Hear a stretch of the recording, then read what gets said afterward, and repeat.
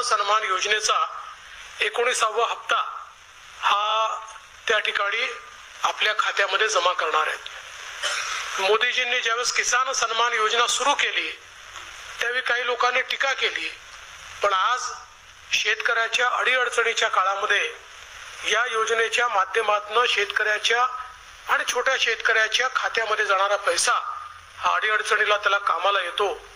आणि मला या गोष्टीचा आनंद आहे की महाराष्ट्रामध्ये आपण त्यालाच अनुसरून नमो किसान सन्मान योजना सुरू केली आणि मोदीजींच्या 6000 रुपयाबरोबर महाराष्ट्राचं सरकार देखील 6000 रुपये देतं आणि लवकरच आपण हे 3000 रुपये त्यात अजून वाढ करणार आहोत, म्हणजे वर्षाला 15000 रुपये खात्यामध्ये या योजनेच्या माध्यमातून निश्चितपणे त्या ठिकाणी जातील।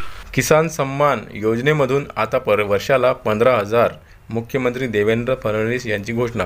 तर नमस्कार, मी देवानंद गव्हांदे स्वागत करतो आपल्या लाडक्या यूट्यूब चॅनलमध्ये, ज्याचं नाव आहे टेक्निकल मराठाजी। तर देवेंद्र फडणवीस यांनी नुकतीच घोषणा केलेली आहे, किसान सन्मान योजनेमधून आता वर्षाला 15000 रुपये शेतकऱ्यांना मिळणार आहेत। खूप मोठी खुशखबर आहे। डिटेलमध्ये आपण सर्व माहिती जाणून घेऊया। तर तुम्ही जर चॅनलवर नवीन असाल तर चॅनलला सबस्क्राईब करा, लाईक करा आणि शेअर करायला विसरू नका। चला तर आपल्या आजच्या व्हिडिओला सुरुवात करूया।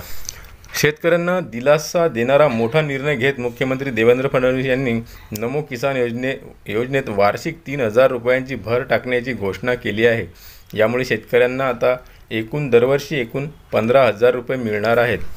PM किसान आणि नमो किसान सन्मान योजनेच्या माध्यमातून शेतकऱ्यांना 12000 रुपये दिले जातात। राज्य सरकारकडून लवकरच यामध्ये 3000 रुपयांची अतिरिक्त भर टाकली जाणार असून अशा प्रकारे शेतकऱ्यांना वर्षाला 15000 रुपये दिले जातील, अशी घोषणा मुख्यमंत्री देवेंद्र फडणवीस यांनी सोमवारी 24 फेब्रुवारी 2025 ला केली। PM किसान सन्मान योजनेच्या 19व्या हप्त्याच्या वितरण सोहळ्याच्या निमित्ताने वसंतराव नाईक कृषी विस्तार प्रशिक्षण संस्था वनामती येथे आयोजित राज्यस्तरीय कार्यक्रमात ते बोलत होते।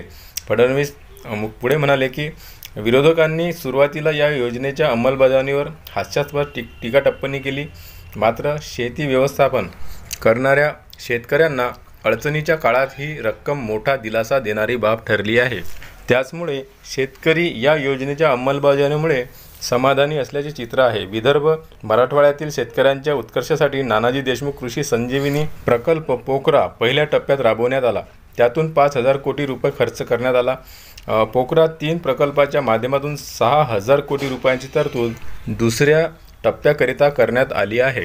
तर मित्रांनो, तुम्ही स्वतः बघितलंच असेल की देवेंद्र फडणवीस यांनी काय सांगितले व्हिडिओमध्ये। तर त्यांनी सांगितले आहे की नमो शेतकरी योजनेमध्ये जे अगोदर 12000 रुपये प्रति वर्षाला मिळणार होते शेतकऱ्यांना, आता त्यामध्ये 3000 रुपयांची भर टाकण्यात आलेली आहे आणि आता शेतकऱ्यांना प्रति वर्षाला 15000 रुपये मिळणार आहेत।